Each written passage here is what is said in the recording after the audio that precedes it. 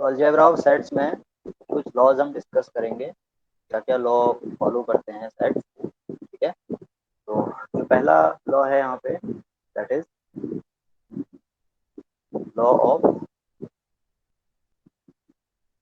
आइडम्पोटेंस। तो law of आइडम्पोटेंस में क्या है भाई, हमने देखा था ऑपरेशन हमने देखे थे सेट्स में। ठीक है, ऑपरेशंस में जैसे यूनियन और इंटरसेक्शन ऑपरेशन है, तो कोई सेट ए है तो सेम सेट के साथ यूनियन क्या होगा, सेम सेट आएगा। तो A union A equal to A है, इसी तरह से A intersection A equal to क्या होगा, ए होगा। तो हम कहेंगे भाई सेट क्या है, और ये कोई भी सेट है, कोई भी सेट क्या करता है, इस लॉ को होल्ड करता है। ठीक है, A union A equal to A होगा, A intersection A equal to A. जैसे अगर एग्जांपल की बात करें तो सपोज ए सेट हमारा क्या है, 0.2 है।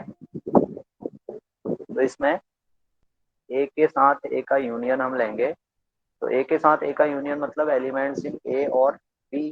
ठीक है, तो जब हम लिखेंगे इसे तो ये हमें पता है भाई, सेट में क्या होता है, एलिमेंट्स को एक ही बार लिखा जाता है। तो ये ए यूनियन ए क्या आएगा यहाँ पे, ए ही आएगा। इसी तरह से ए इंटरसेक्शन ए हम अ, निकालें तो ए और ए में कॉमन एलिमेंट। ठीक है, एलिमेंट ए इंटरसेक्शन ए का मतलब है element set A and A. Okay, तो ये ऑब्वियस रिजल्ट है कि भाई जो कॉमन पार्ट है वो 1 2 3 है, यानी सेट ए।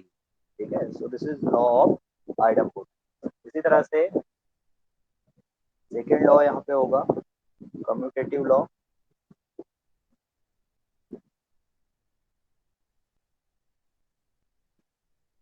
कम्यूटेटिव लॉ क्या होगा, इसमें हम सपोज कर लें और any two set A and B, A union B, ये बी यूनियन ए के इक्विवेलेंट होगा। इसी तरह से ए इंटरसेक्शन बी, ये बी इंटरसेक्शन ए के इक्विवेलेंट। ठीक है, तो ये रिजल्ट भी ऑब्वियस है। तो इसमें मैंने बताया था सेट्स में ऑर्डर का कोई रोल नहीं होता, सेट्स के एलिमेंट्स को आप किसी ऑर्डर कर सकते हो। तो A union B equal to B union A होगा, A intersection B equal to B intersection A. ठीक है, थर्ड लॉ आता है एसोसिएटिव लॉ। एसोसिएटिव लॉ क्या होता है, कोई बता सकता है? एसोसिएटिव लॉ के लिए हम तीन सेट यहाँ पे कंसिडर कर लें, for any three sets suppose A B and C, ये हमने कंसिडर कर लिया। तो जो पहला लॉ होगा, पहला होगा भाई A union bracket B union C. ठीक है, पहले दो सेट्स का यूनियन हम ले रहे हैं, उसके साथ फर्स्ट सेट का यूनियन क्या होगा। तो ये एसोसिएटिव लॉ में इस तरह से हम लिख सकते हैं इसको, A union bracket B union C को लिखा जा सकता है A union B bracket union C. तो इसी तरह से इंटरसेक्शन के लिए भी ये रूल फॉलो करेगा। तो इंटरसेक्शन में हो जाएगा A intersection, A intersection C, sorry B intersection C, तो this will be equal to A intersection B intersection C. ठीक है, ये रूल एसोसिएटिव रूल है, एसोसिएटिव लॉ कहलाएगा। ठीक, इसी में अभी तक क्या था, ऑपरेशन सेम हो रहे थे सेट्स में, जैसे सेट का यूनियन हम ले रहे थे, सेट का इंटरसेक्शन हम ले रहे थे। ठीक है, अब जो नेक्स्ट रूल है ये इंपोर्टेंट रूल होगा, दिस इज डिस्ट्रीब्यूटिव रूल और डिस्ट्रीब्यूटिव रूल। ठीक, तो डिस्ट्रीब्यूटिव लॉ में क्या होगा, ऑपरेशन डिफरेंट होंगे।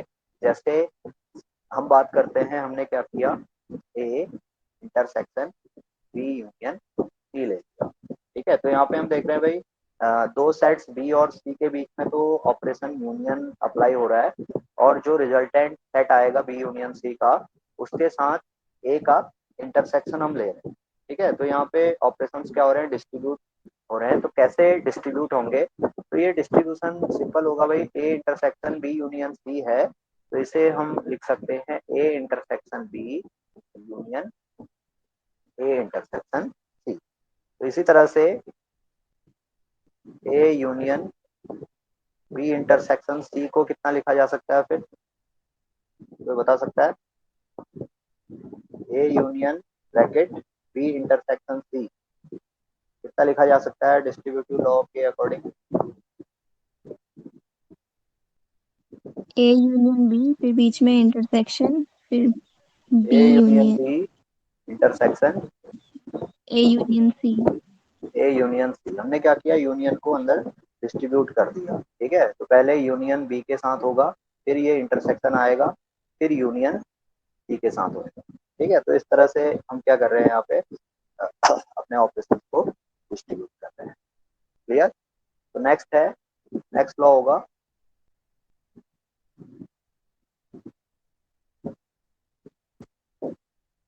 De Morgan's law. अबे डिमॉर्गन्स लॉ क्या होता है, तो ये थोड़ा सा आपको ध्यान में भी रखना है, याद रखना है। तो ये होगा A union B whole complement. ठीक है, ए यून कोई दो सेट है ए और बी, उनका यूनियन लिया, तो उन ए यूनियन बी का कॉम्प्लीमेंट क्या होगा, तो A union B complement is equal to A complement intersection B complement. यानी कि दो सेट्स के यूनियन का कॉम्प्लीमेंट क्या हो सकता है, उनके इंडिविजुअल कॉम्प्लीमेंट का इंटरसेक्शन होगा। ठीक है, इस तरह का ये रूल है। रूल क्या है, अगर हम इसको वर्बली ट्रांसलेट करें, तो वर्बल ट्रांसलेशन में क्या होगा, complement of unions of two sets is equivalent to the intersection of individual complements of those sets। ठीक है, इस तरह से हम इसे कह सकते हैं, A union B whole complement is equal to A complement intersection B complement. इसी तरह से second rule, A intersection B whole complement will be equal to A complement union B complement. ठीक है, इस केस में ए और बी का intersection का कॉम्प्लीमेंट क्या होगा, उनके इंडिविजुअल कॉम्प्लीमेंट्स का यूनियन हो जाएगा। तो ये डी मॉर्गन लॉ हो गया। ठीक, तो ये कुछ अलजेब्रा है, तो इन अलजेब्रा ऑफ सेट्स को हम आगे एप्लीकेशन में यूज करेंगे। बेसिकली जो क्वेश्चंस होते हैं वो एप्लीकेशन पे ही आते हैं। बाकी जो क्वेश्चंस होंगे वो हम देख लेंगे किस तरह के पूछे गए हैं प्रीवियस क्वेश्चन, तो वो भी हम आगे कंसिडर करेंगे। ठीक है, नेक्स्ट है यहाँ पे important part, that is Venn diagram.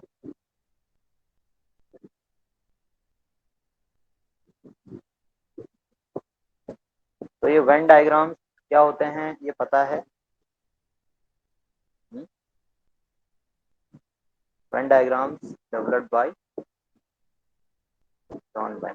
ठीक है, तो इन्हीं के नाम पे डायग्राम्स कहते हैं। तो सिंपली क्या किया उन्होंने, जो सेट्स हैं सेट्स को स्टेप से रिप्रेजेंट किया। ठीक है, डिफरेंट स्टेप्स हमने यूज किए, जैसे बेसिकली यहाँ पे दो तरह के शेप्स हम यूज करते हैं। यूनिवर्सल सेट के लिए रेक्टेंगल यूज किया जाता है और सेट्स के लिए सर्कल्स हम यूज करते हैं। ठीक है, तो जैसे अगर हमें क्या करना है, कोई यूनिवर्सल सेट रिप्रेजेंट करना है, तो यूनिवर्सल सेट को इस तरह से रेक्टेंगल से हम यूज करते हैं। तो ये हमारा यूनिवर्सल सेट। ठीक है, इसी तरह से अगर सेट को रिप्रेजेंट करना है, कोई सेट ए है, तो सेट ए को सर्कल से हम रिप्रेजेंट करें। ठीक, तो ये हमारा यूनिवर्सल सेट को रिप्रेजेंट करेगा, और ये सर्कल सेट को रिप्रेजेंट करेगा, सेट या सबसेट को। ठीक है, तो इतना डायग्राम तो सबको समझ में आता है, क्यों?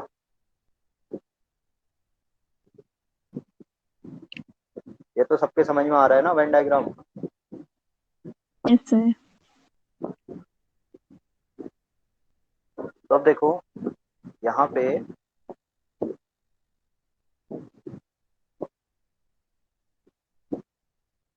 हमने अज्यूम किया कि भाई यू क्या है, यूनिवर्सल सेट है।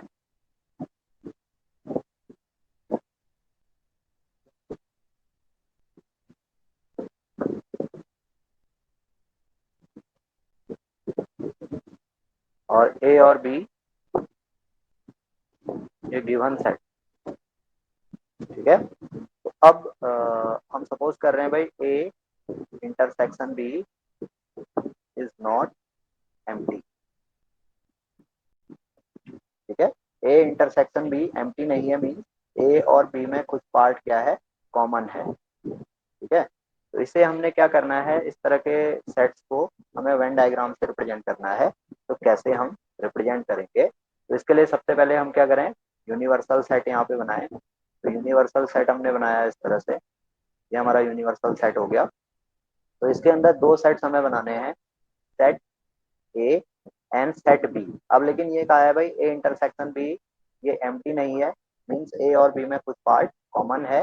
तो इसको ए सेट हमारा ये हुआ, तो बी सेट हमारा इस तरह से बन जाएगा। ठीक है, तो ये सेट बी, ये सेट ए, और ये जो बीच का पार्ट है this is our A intersection B, that is common part. ठीक है, और ये हमारा क्या होगा, ये यूनिवर्सल सेट होगा। तो इस तरह से हम क्या कर सकते हैं, ए इंटरसेक्शन बी को रिप्रेजेंट कर सकते हैं। तो इस केस में हमें ए इंटरसेक्शन बी रिप्रेजेंट करना है, तो इसे हमने इस तरह से शेड दे दिया। क्लियर है सबको, क्यों? Yes sir. इसी तरह से अगर ए इंटरसेक्शन बी एम्प्टी है, तो उस केस में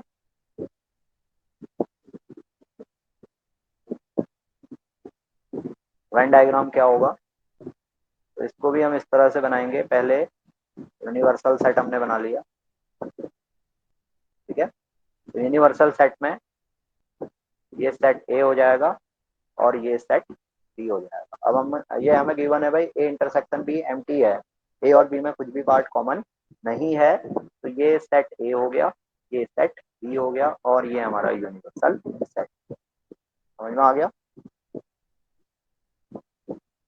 इसको अगर एग्जाम्पल से समझना चाहें, तो एग्जाम्पल में जैसे यूनिवर्सल सेट हो गया 1 2 3 4 5 एंड 6। ठीक है, सेट ए हो गया 1 3 5, और सेट बी हो गया 2 4 एंड 6। तो ये डायग्राम इसको रिप्रेजेंट करेगा। यूनिवर्सल सेट में सारे एलिमेंट हैं 1 से लेकर 6 तक। सेट ए में 1 3 5 है, सेट बी में 2 4। क्लियर है सबको? Yes sir. Yes sir. तो बाकी बच्चों को भी समझ में आ रहा है सब, वेन डायग्राम कैसे हम यहाँ पे डेवलप कर रहे हैं। सिंपल सा रूल है, यूनिवर्सल सेट को रेक्टेंगल से रिप्रेजेंट करना है, सेट्स को सर्कल से रिप्रेजेंट करना है। अगर कॉमन पार्ट है तो कॉमन पार्ट के लिए फर्स्ट डायग्राम जो यहाँ पे हमने बनाया है, ठीक है, इसको यूज करेंगे। अगर कॉमन पार्ट नहीं है तो उसको इस तरह से बनाएंगे। ठीक, और लेकिन मोस्टली जो क्वेश्चंस आएंगे आपके एग्जाम में उसमें कुछ ना कुछ कॉमन पार्ट होगा। ठीक है, ये थोड़ा सा ध्यान रखना है। तो अब देखो ए यूनियन बी हम कैसे रिप्रेजेंट करें, ए यूनियन बी क्या होगा। ठीक, तो ए यूनियन बी के लिए देखो यूनिवर्सल सेट हमने बनाया, ये हमारा यूनिवर्सल सेट। ठीक है, ए यूनियन बी का representation when A inter when A intersection B is not M. ठीक है, तो ए यूनियन बी को कैसे हम यहाँ पे रिप्रेजेंट करेंगे, देखो सेट ए हमारा ये बनेगा, और सेट बी हमारा ये बनेगा। तो सेट ए सेट बी में कुछ पार्ट हमने कॉमन ले लिया, तो इसका मतलब है ए इंटरसेक्शन बी एम्प्टी नहीं है। तो अब यहाँ से जब ऐसे हमें ए यूनियन बी यहाँ पे रिप्रेजेंट करना है, तो ए यूनियन बी ये पूरा शेडेड पार्ट होगा। ठीक है, दिस शेडेड रीजन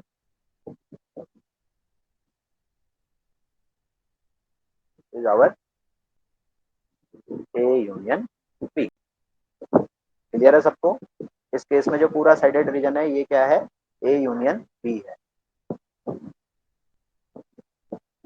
क्लियर?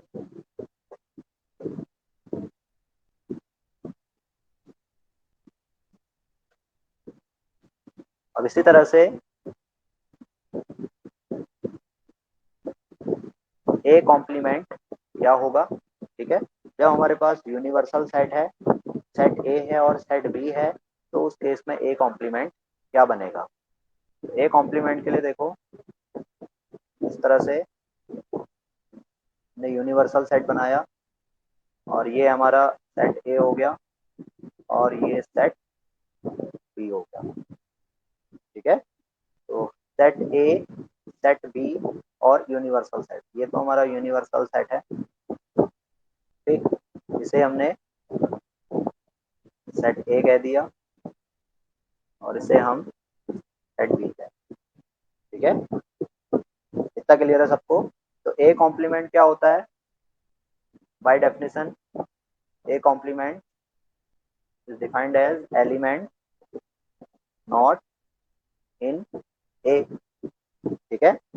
ऐसे एलिमेंट्स का सेट जो एलिमेंट ए में नहीं है, वो हमारा क्या होगा? ए कॉम्प्लीमेंट होगा, ठीक। तो ए के देखो ये पूरा सेट ए है, जो पहला सर्कल है वो ए है, तो इसमें कुछ एलिमेंट्स ए में है, कुछ एलिमेंट्स बी में भी है, ठीक है। तो ऐसी एलिमेंट्स जो ए में नहीं है क्या होगा? कौन सा रीजन होगा? कोई बता सकता है?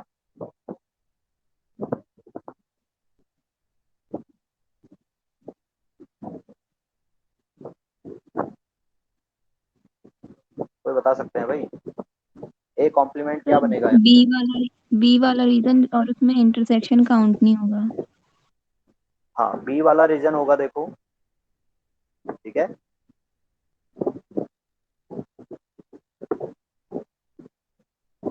यही रीजन है जिसके एलिमेंट्स ए में नहीं है, क्यों? Yes sir. अब ए हमारा सेपरेट हो गया ना, लेकिन अब यहाँ पे ध्यान देना है, यहाँ पे यूनिवर्सल सेट भी हमें गिवन है। हमारे पास सिर्फ दो सेट नहीं है, ए और बी। ये मैंने कल बताया था, अगर सिर्फ दो सेट हैं ए और बी, तो उस केस में कॉम्प्लीमेंट इस तरह से कैलकुलेट होता है। लेकिन यहाँ पे यूनिवर्सल सेट है, तो ए कॉम्प्लीमेंट की डेफिनेशन से एलिमेंट नॉट इन ए, तो इसका मतलब है जो यूनिवर्सल सेट बचा है बाहर, यूनिवर्सल सेट का जो एरिया बचा है, उसके एलिमेंट्स भी ए में नहीं है ना, तो इसका मतलब ये पूरा रीजन,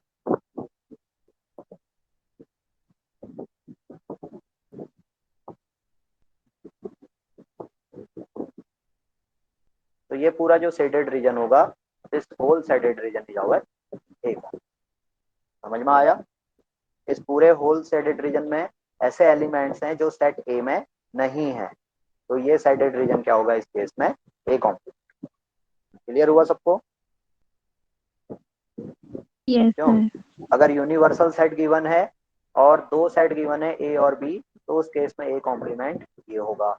अगर यूनिवर्सल सेट गिवन है और सिर्फ एक सेट गिवन है ए, तो उस केस में जो कॉम्प्लीमेंट होगा ये हमारा सेट ए हो गया। तो ऐसे एलिमेंट्स जो ए में नहीं है, तो वो ये रीजन हो जाएगा, होगा ना।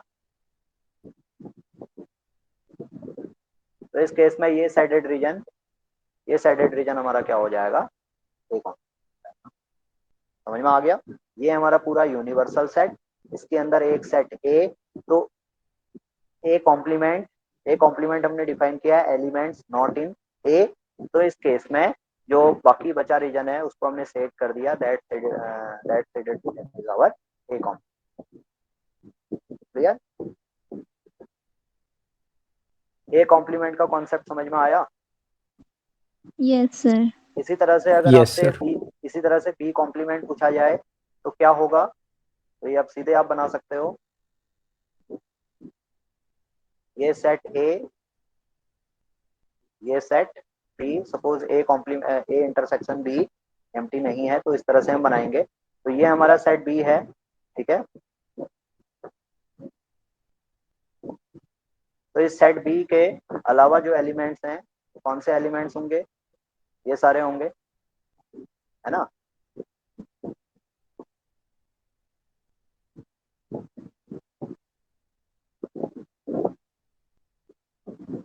ये सारा साइडेड रीजन, ये पूरा साइडेड रीजन क्या होगा फिर इस केस में?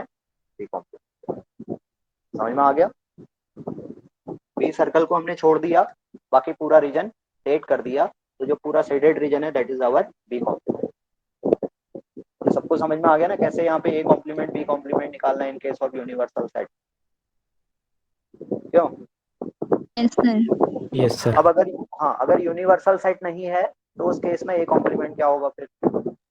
है ना, जब तो उस केस में सिंपली हम ए, सेट ए हमने बनाया, सेट बी हमने बनाया, ठीक है। तो ये सेट ए हो गया, ये सेट बी हो गया। तो इस केस में अगर हमें ए कॉम्प्लीमेंट को रिप्रेजेंट करना है, तो ए कॉम्प्लीमेंट क्या हो जाएगा फिर, ये सिंपली बचा होगा, this is our A complement. होगा कि नहीं होगा, क्यों? Yes sir. और इसी को हमने डिफाइन किया था, elements in B but not in A, that is B minus A. Clear?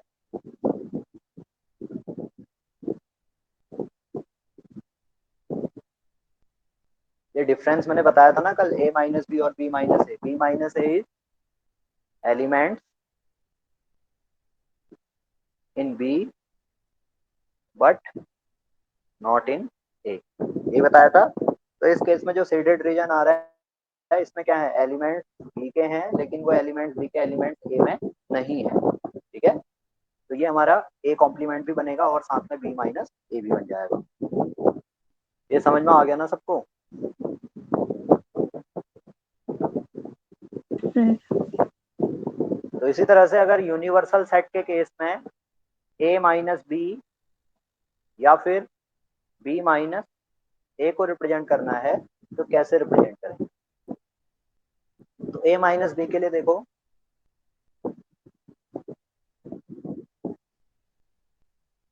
A minus B का डेफिनेशन क्या था, elements in A but not in B.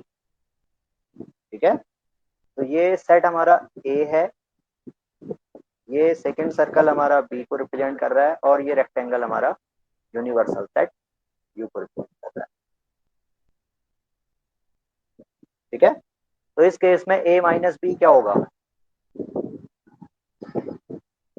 कोई बता सकता है?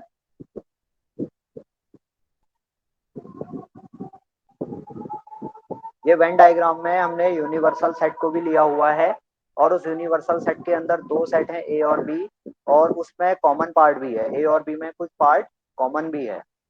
तो इस केस में ए माइनस बी कितना होगा? तो यहाँ पे जब हम ए माइनस बी को डिफाइन करेंगे तो हम कहेंगे elements in A but not in B. ठीक है, तो यहाँ पे ध्यान रखना, हम यूनिवर्सल सेट को इंक्लूड नहीं कर रहे हैं। ठीक है, ए माइनस बी की डेफिनेशन में हम कह रहे हैं elements in A but not in B, यानी ऐसे एलिमेंट्स का सेट जो ए में है लेकिन बी में नहीं है। लेकिन हमें पता है भाई ए के कुछ एलिमेंट्स क्या है, बी में है। कौन से एलिमेंट? ये इंटरसेक्शन एलिमेंट है या नहीं है, क्यों? Yes sir. Yes sir. तो इसका मतलब ए माइनस बी क्या हो जाएगा यहाँ पे,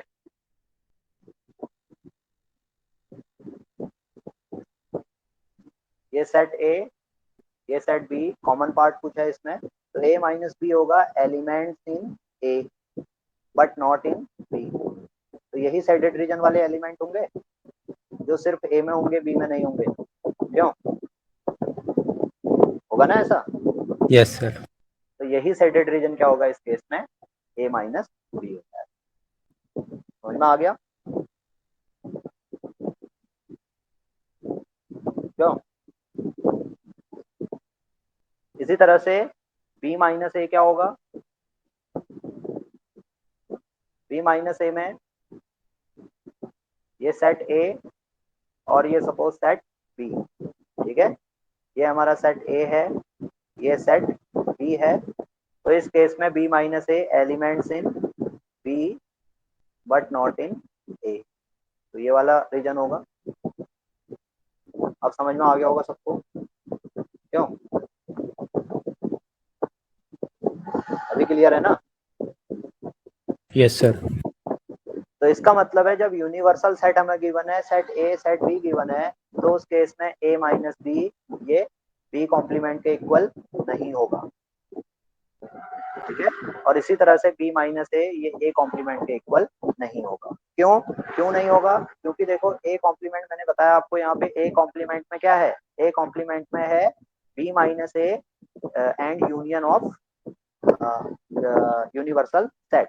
तो इस केस में ये पूरा रीजन, कौन सा रीजन, ये पूरा सेटेड रीजन क्या है, ए कॉम्प्लीमेंट है। ठीक है, जबकि हम नीचे कह रहे हैं यूनिवर्सल सेट में यहाँ पे ये सिर्फ क्या है, ये सेटेड रीजन क्या है, सिर्फ बी माइनस ए है। तो इस केस में ये B minus A complement equal नहीं होगा। कब नहीं होगा, जब यूनिवर्सल सेट गिवन है और ए और बी गिवन। अगर सिर्फ ए और बी गिवन है, इस तरह से सेट्स गिवन है, तो इस केस में ए कॉम्प्लीमेंट क्या हो जाएगा, बी माइनस ए हो जाएगा, और B complement A minus B हो जाएगा।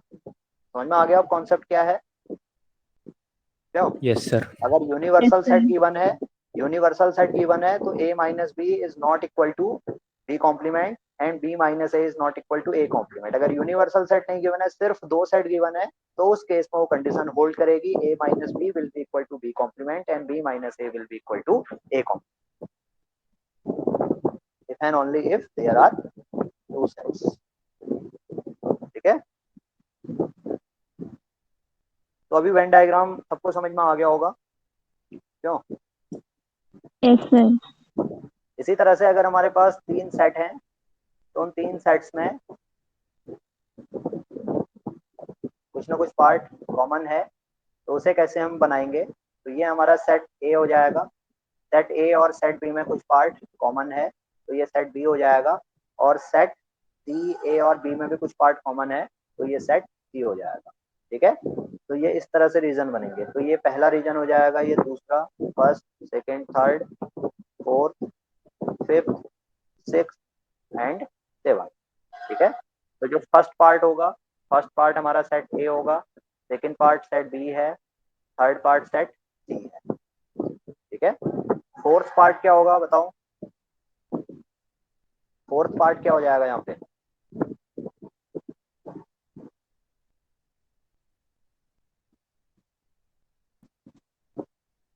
बताइए भाई।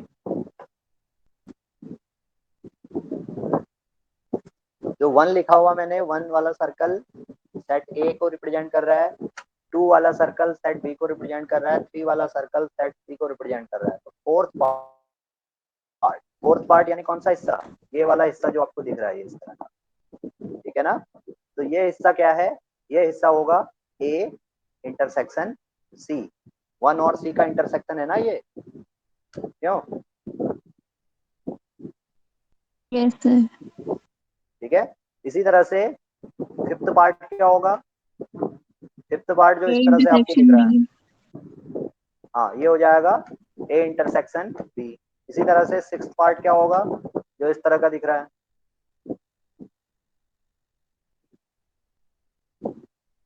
क्या होगा? Intersection C. B intersection C. और जो सेवंथ पार्ट है, सेवंथ पार्ट ये तीनों सेट्स का इंटरसेक्शन है, तो ये हो जाएगा A intersection B intersection C. समझ में आ गया सबको? Yes sir.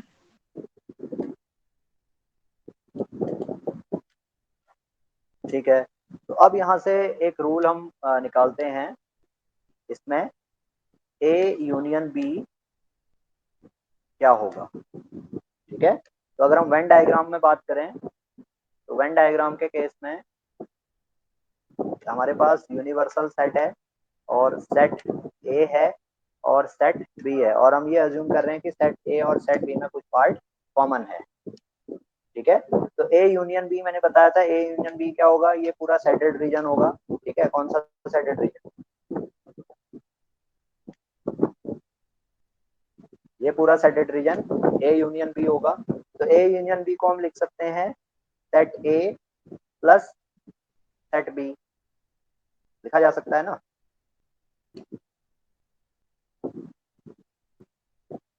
क्यों? अगर यहाँ पे हम बात करें number of elements, number of elements in A union B, तो numbers in A union B will be equal to, कितना हो जाएगा, नंबर्स इन ए, यानी इस ए में पूरे कितने नंबर्स हैं, ठीक है, प्लस इस बी में कितने नंबर्स हैं, यही होगा, क्यों? अब देखो ए और बी में कुछ पार्ट कॉमन है, यहाँ पे ए इंटरसेक्शन बी, तो हमने क्या किया, ए को पूरा ले लिया, बी को पूरा ले लिया, लेकिन ये कुछ कॉमन पार्ट है, तो इसे हमें क्या करना होगा, यहाँ पे सब्ट्रैक्ट करना होगा। ये कॉमन पार्ट हमारा ए इंटरसेक्शन बी है, तो numbers in A union B will be equal to numbers in A plus numbers in B, minus numbers in A intersection. ये रूल सबको समझ में आया? Yes sir. ये रूल सबको समझ में आ रहा है?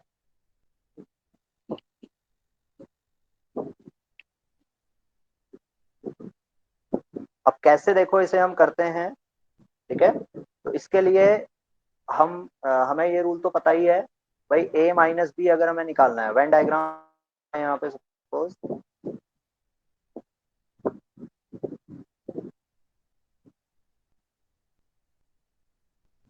तो ये सेट ए, ये सेट बी, तो ए माइनस बी कौन सा रीजन होगा यहाँ पे? बताओ जल्दी, कोई बता सकता है ए माइनस बी कौन सा रीजन होगा?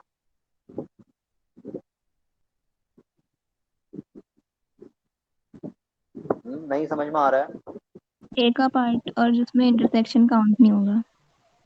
हाँ गुड। तो ये रीजन होगा ना A minus B, elements in A but not in B, होगा ऐसा?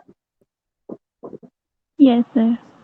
तो इसका मतलब हो क्या रहा है यहाँ पे, अगर हम बात करें number of elements in A minus B, तो हम बेसिकली क्या कर रहे हैं, ए के एलिमेंट्स, ठीक है, ए के जो टोटल एलिमेंट्स हैं उसमें से ए इंटरसेक्शन बी के एलिमेंट्स को सब्ट्रैक्ट कर रहे हैं। ये तो हो रहा है। Yes sir.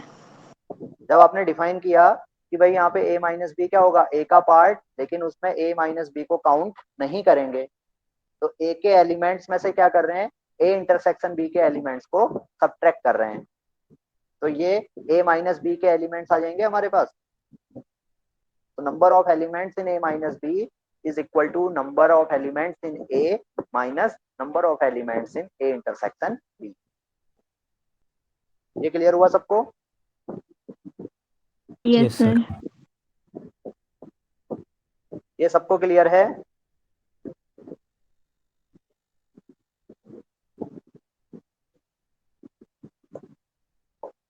बताइए भाई, ये सबको क्लियर है या नहीं है? Yes sir.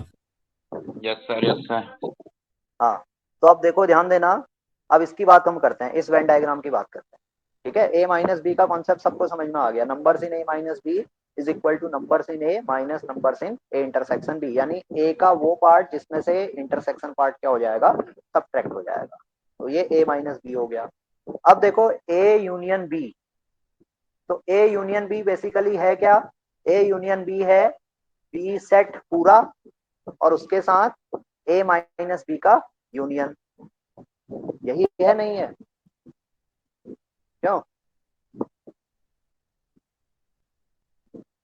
जो इस केस में हम ए यूनियन बी कह रहे हैं, ये ए यूनियन बी क्या है, ये बी पूरा सेट, यानी जो यहाँ पे बी है ये बी पूरा सेट, इसके साथ ये साइडेड रीजन, और साइडेड रीजन क्या है यहाँ पे, ए माइनस बी, तो इसका मतलब है ए यूनियन बी को B union A minus B लिखा जा सकता है कि नहीं लिखा जा सकता है? लिख सकते हैं ना?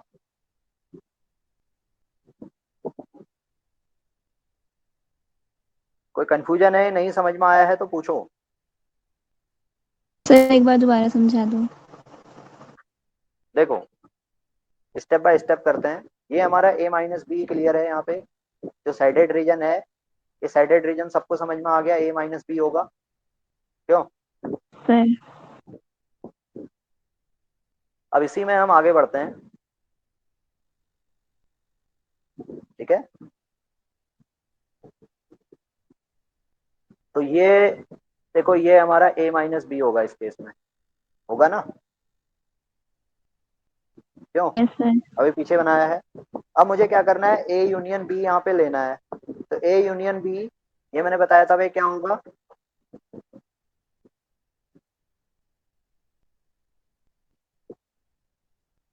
ये पूरा साइडेड रीजन होगा, इतना shaded region plus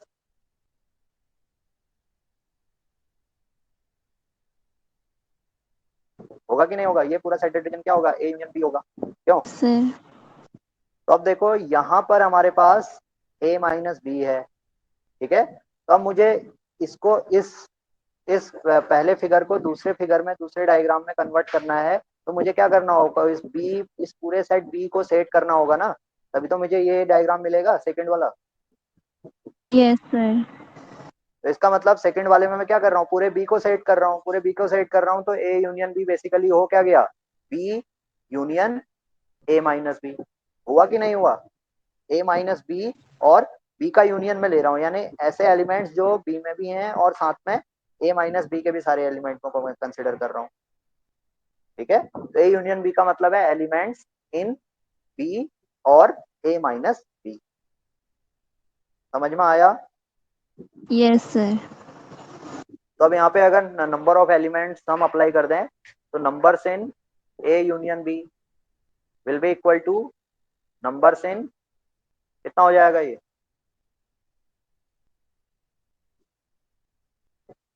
numbers in, numbers in B union numbers in A minus B. हाँ नंबर्स इन बी यूनियन, ठीक है, लेकिन जब नंबर हम अप्लाई करेंगे तो ये प्लस हो जाएगा, तो numbers in B plus numbers in A minus B, यही होगा। Yes sir. तो यहाँ से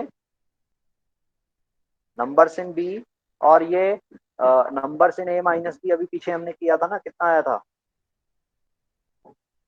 ये अभी कहीं निकाला तो था हमने, हाँ ये है।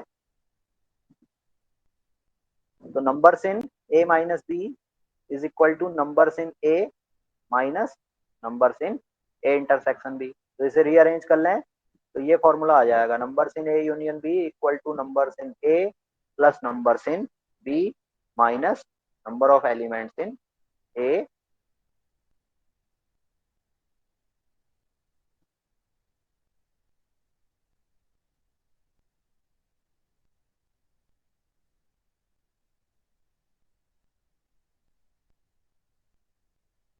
Numbers in A intersection B, यही होगा। यहाँ पे ए इंटरसेक्शन बी होगा ये। तो अभी समझ में आया ये कैसे आया, number of elements in A union B, क्यों। Yes sir. तो ये कुछ फॉर्मूले हैं जो आपको याद रखने हैं, ठीक है, कॉन्सेप्ट मैंने बता दिया। तो numbers in A minus B will be equal to numbers in A minus numbers in A intersection B. इसी तरह से numbers in A union B will be equal to numbers in A plus numbers in B minus numbers in A intersection B. ठीक है, तो यहीं पे अगर हमारे पास तीन सेट हो जाएं, तो तीन सेट में A union B union C में नंबर ऑफ एलिमेंट्स क्या होंगे, तो ये हो जाएगा numbers in A plus numbers in B plus numbers in C minus numbers in A intersection B minus numbers in A intersection C minus numbers in B intersection C plus numbers in A intersection B intersection C. ठीक है, तो ये formula आपको यहाँ पे याद रखना है। क्लियर है। Yes sir. तो अब जो बाकी क्वेश्चंस हैं उसमें हम वेन डायग्राम का यूज करके इन्हीं तीन फॉर्मूले पे हम लेके आएंगे प्रॉब्लम्स को सॉल्व करने के लिए। ठीक है, तो नेक्स्ट टॉपिक हो जाएगा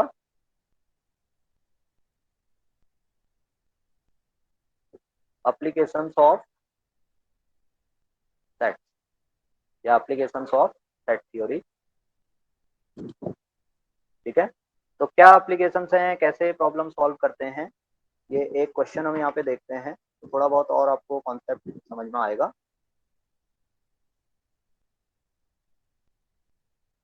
तो क्वेश्चन ये देखो, आपको दिख रहा है स्क्रीन पे। Yes sir. तो ये क्वेश्चन है, ये प्रीवियस ईयर क्वेश्चन ही मैंने यहाँ पे ले लिया है, ये पूछा गया है। ठीक है, तो क्वेश्चन है market research group conducted A survey of 1000 consumers. ठीक है, तो एक यूनिवर्सल सेट हमें गिवन है, सेट ऑफ कंज्यूमर्स, तो उसमें नंबर ऑफ एलिमेंट्स कितने हैं, 1000 हैं। तो उसमें से 720 कंज्यूमर्स ने प्रोडक्ट ए को लाइक किया है और 450 कंज्यूमर्स ने प्रोडक्ट बी को लाइक किया है। ठीक है, तो क्वेश्चन है what is the least number of consumers that must have like both product. तो सिंपल है क्वेश्चन, क्यों?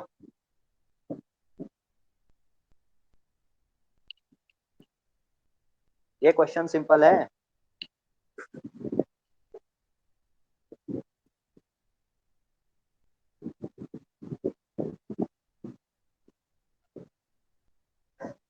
बताइए कैसे सॉल्व करेंगे। सर इसमें गिवन है ए यूनियन बी 1000 और ए दिया है 720। नहीं, ए यूनियन बी तो नहीं है गिवन। सर प्रोडक्ट ए तो दिया है 720 और बी है 450। हाँ, तो अब देखो लेट हम यहाँ पे अज्यूम कर लें you with a set of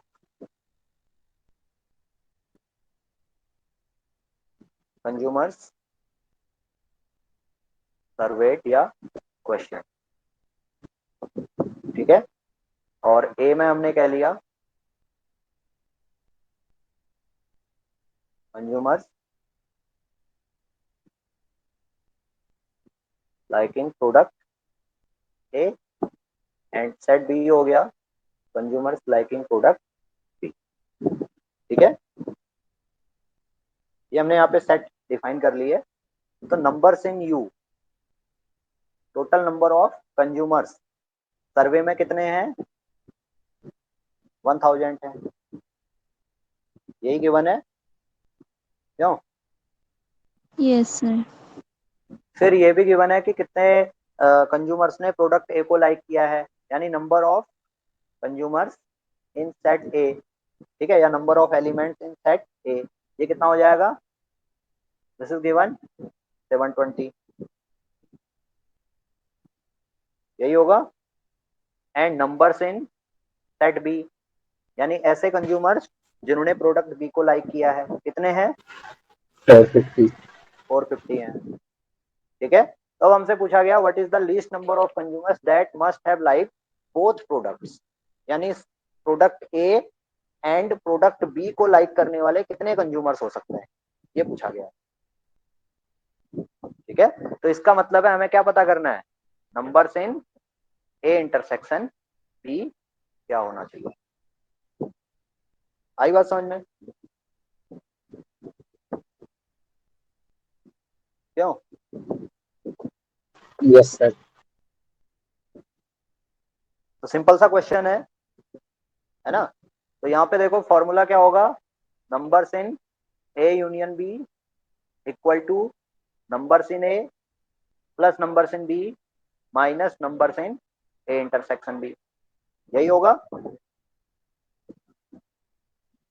yes sir. तो यहाँ से numbers in A union B equal to numbers in A, numbers in A is 720 plus numbers in B that is 450 minus numbers in A intersection B, ठीक है। तो हमें चाहिए numbers in A intersection B, तो ये कितना हो जाएगा, ये सम निकाल लो 720 प्लस 450,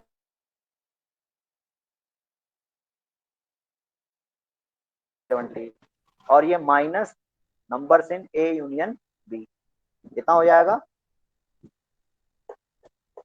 1000। 170। 1170 माइनस 1000। क्या हुआ, 170। हाँ देखो जो कॉन्सेप्ट हम यहाँ पे अप्लाई कर रहे हैं उस कॉन्सेप्ट में हमने यू को टोटल कंज्यूमर्स का सेट कंसिडर किया है, ठीक है। तो हमें ए यूनियन बी अभी यहाँ पे क्लियर नहीं है ए यूनियन बी क्या होगा, लेकिन ये कॉन्सेप्ट हमें पता है भाई, जो ए यूनियन बी होगा, numbers in A union B always be less than और equal to numbers in universal set, ठीक है। ये समझ में आया सबको, यस सर। क्यों,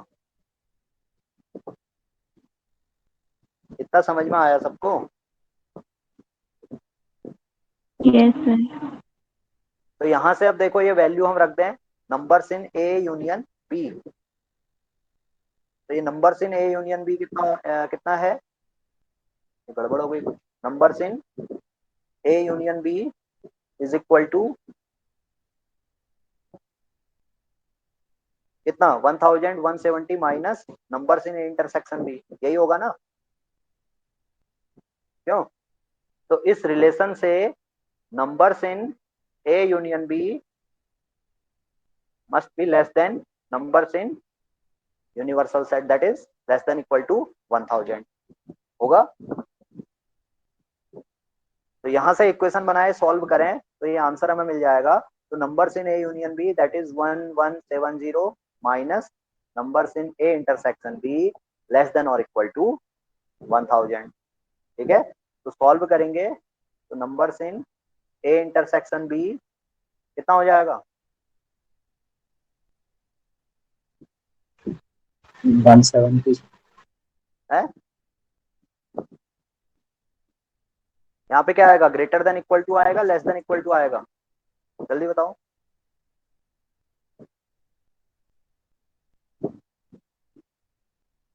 नहीं पता, देखो इस केस में 1170, ठीक है, ये माइनस है, इसको हम इनइक्वलिटी के इस साइड ले आए तो ये क्या हो जाएगा, प्लस हो जाएगा, होगा कि नहीं होगा, क्यों। Yes sir. इस तरह से लिख सकते हैं ना इसे, 1170 is less than equal to numbers in A intersection B plus 1000 लिखा जा सकता है। सिंपली मैंने क्या किया, numbers in A intersection B को राइट हैंड साइड में ले आया, राइट हैंड साइड में लाऊंगा साइन चेंज हो जाएगा। अब क्या करूंगा, अब 1000 को लेफ्ट हैंड साइड में ले गया, ठीक है, तो numbers in A intersection B ये क्वांटिटी क्या हो जाएगी, ग्रेटर देन इक्वल टू रहेगी ना, होगा कि नहीं होगा ऐसा।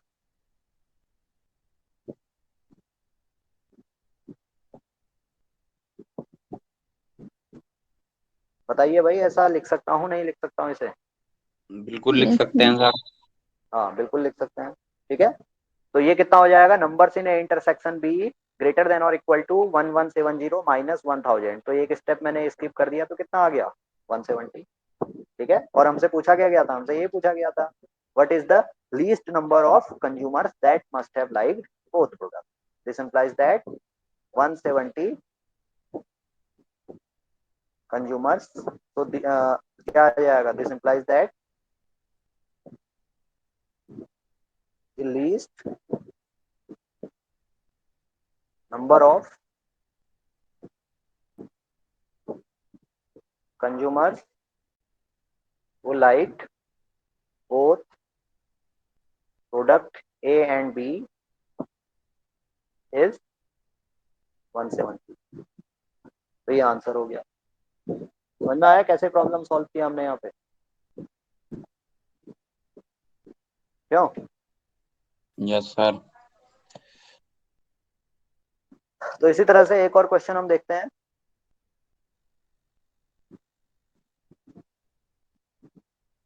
क्वेश्चन है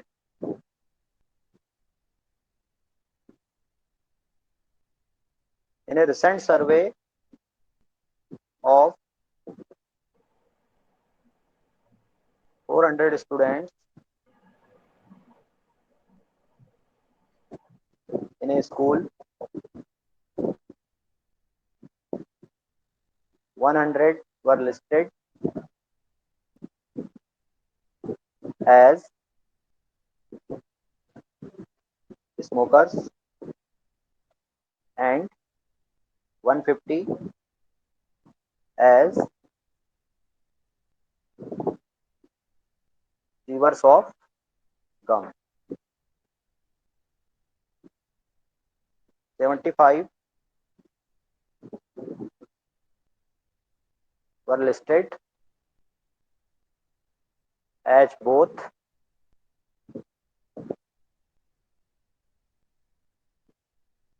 smokers and gum chewers. Find out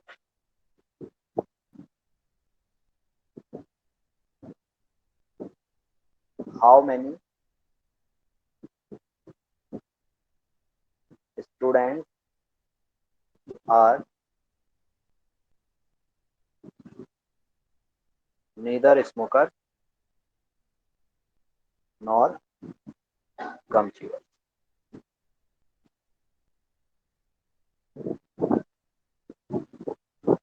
तो उसका सॉल्यूशन बताना है क्या हो, कैसे सॉल्व करेंगे, ठीक है। क्वेश्चन सबसे पहले, क्वेश्चन सॉल्व करने से पहले क्वेश्चन समझना जरूरी है। अगर आपके क्वेश्चन समझ में आ गया तो हाफ प्रॉब्लम तो वहीं पे सॉल्व हो जाती है, ठीक है।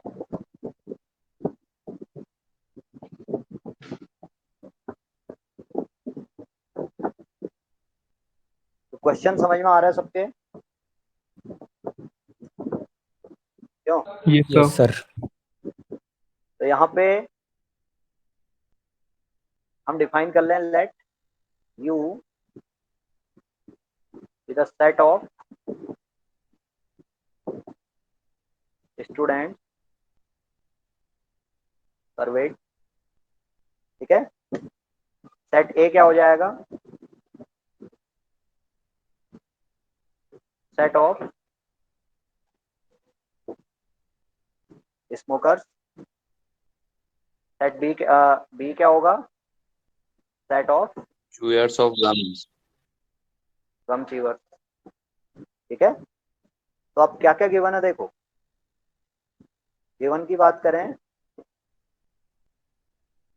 Numbers in universal set that is equal to 400 students पे सर्वे किया गया, जिसमें से 100 स्टूडेंट बीड़ी पीने वाले निकले, ठीक है।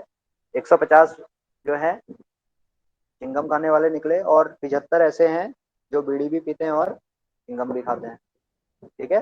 ये तो मतलब है ना क्वेश्चन में, क्यों? तो यस यूनिवर्सल सर। सेट में Sir, 400 स्टूडेंट्स हैं, बीड़ी पीने वाले में कितने हैं, 100, 100, और चिंगम खाने वाले में 150, 150, और जो चिंगम भी खाते हैं और बीड़ी सिगरेट भी पीते हैं वो कितने हैं टोटल, 75. 75. 75। तो इतना इंफॉर्मेशन हमें गिवन है, क्यों? इतना इंफॉर्मेशन हमने निकाल लिया। अब हमसे पूछा क्या गया है, क्या नंबर्स पूछे गए, कोई बता सकता है? चिट्टे बच्चे कुछ भी नहीं खाते हैं। हैं? ऐसे कौन से जो बच्चे हैं ऐसे जो कुछ भी नहीं बच्चे, खाते हैं? नंबर ऑफ स्टूडेंट्स जो ना ही जो ना स्मोक करते स्मोक हैं ना करते ना ही, च्युइंगम खाते हैं। हाँ, तो क्या कौन सा सेट होगा वो? यूनिवर्सल सेट में से ए यूनियन बी माइनस कर देंगे। यूनिवर्सल सेट में से ए यूनियन बी माइनस करेंगे, गुड। लेकिन ये सेट क्या रिप्रेजेंट करेगा, कौन सा सेट होगा?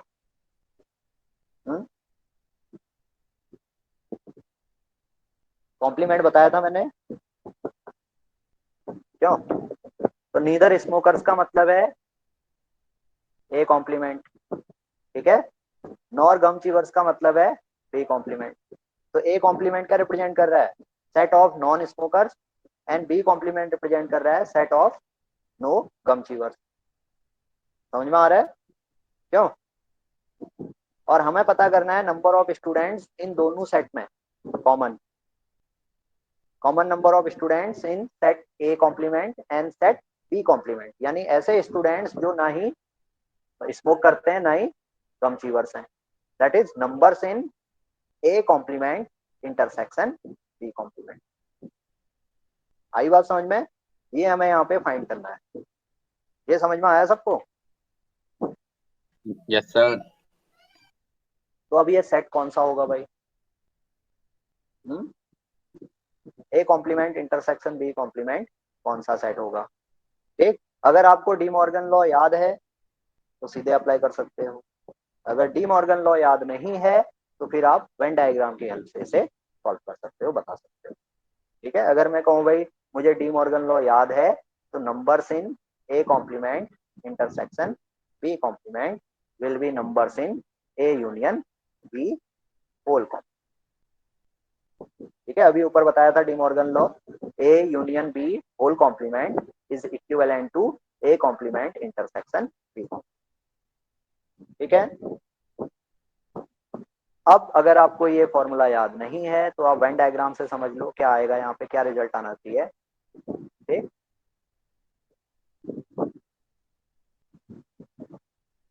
तो ये हमारा यूनिवर्सल सेट, इसमें से ये स्मोकर्स का सेट है और ये गम चीवर्स का सेट है, कुछ पार्ट कॉमन है दोनों में। ठीक है, तो मुझे पता करना है, क्या पता करना है, ए कॉम्प्लीमेंट और बी कॉम्प्लीमेंट का इंटरसेक्शन। तो अब देखो ए कॉम्प्लीमेंट क्या होगा यहाँ पे, ए कॉम्प्लीमेंट ये मेरा सेट ए है, तो ए कॉम्प्लीमेंट पूरा ये एरिया है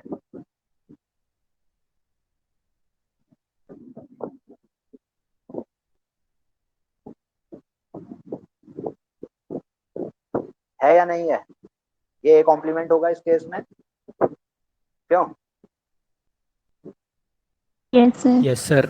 ये थोड़ा सा एक्स्ट्रा हो गया।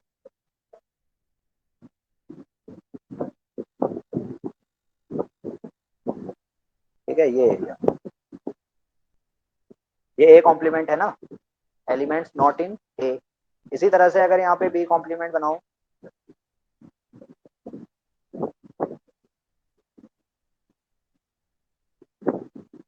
तो बी कॉम्प्लीमेंट ये मेरा सेट बी हो जाएगा, तो बी कॉम्प्लीमेंट ये होगा पूरा।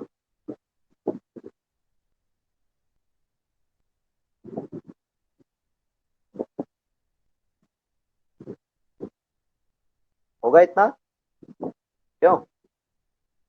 Yes sir. तो ये ए कॉम्प्लीमेंट, ये बी कॉम्प्लीमेंट, मुझे चाहिए ए कॉम्प्लीमेंट और बी कॉम्प्लीमेंट का कॉमन पार्ट, यानी ऐसे स्टूडेंट जो स्मोक भी नहीं करते हैं और गम भी नहीं चबाते हैं। ठीक है, तो ए कॉम्प्लीमेंट बी कॉम्प्लीमेंट का कॉमन पार्ट कौन सा पार्ट है, कौन सा पार्ट कॉमन है यहाँ पर, ध्यान से देखोगे तो समझ में आ जाएगा। ये ए, ये बी, फर्स्ट डायग्राम और सेकंड डायग्राम में कॉमन पार्ट हमें निकालना है। तो फर्स्ट डायग्राम और सेकंड डायग्राम में जो कॉमन पार्ट हमें दिख रहा है वो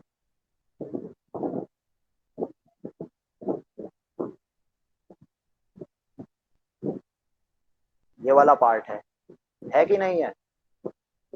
yes sir.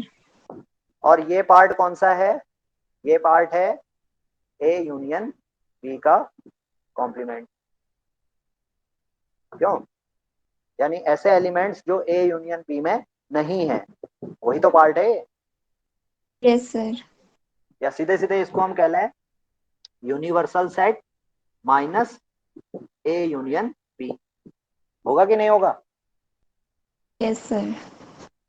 Elements in universal set but not in A union B, यही पार्ट होगा। This is our universal set, ये पूरा यूनिवर्सल सेट है और ये हमारा ए, ये बी, तो ए यूनियन बी बच गया, बचा जो शेडेड रीजन है, शेडेड रीजन क्या होगा, universal set minus A union B, या हम कहें A union B whole complement. समझ में आ गया सबको? अगर समझ में आ गया तो सॉल्व कर सकते हो, नहीं समझ में आया तो भाई पूछ सकते हो। तो numbers in A intersection, sorry, A complement intersection B complement will be equal to numbers in A union B whole complement, and this will be equal to numbers in universal set minus numbers in A union B। और ये चीजें तो हम calculate कर सकते हैं, numbers in universal set is 400 and numbers in A union B ये हमें कैलकुलेट करना पड़ेगा। ठीक है, since numbers in A union B can be calculated with the help of numbers in A plus numbers in B minus numbers in A intersection B। तो numbers in A 100, numbers in B 150, numbers in A intersection B 75। तो ये 150 minus 75 that is 75, यही होगा। Yes sir, 175 answer. है, ये कितना आ रहा है, 100 प्लस 150 माइनस 75, 250, 175। हाँ 175। तो ये आया numbers in A union B, हमें चाहिए numbers in A complement intersection B complement, और वो है 400 minus numbers in A union B, that is 175। ठीक है, 175। तो ये सॉल्व करोगे कितना आ टू रहा है? Twenty five 225। 225। तो 225 स्टूडेंट्स ऐसे हैं जो ना ही स्मोक करते हैं, ना ही गम चबाते हैं, ना ही चिंगम खाते हैं। ठीक है, समझ में आ गया कैसे प्रॉब्लम सॉल्व करनी है? Yes sir. किसी को कोई डाउट है, कोई चीज नहीं समझ में आई है तो पूछ लो।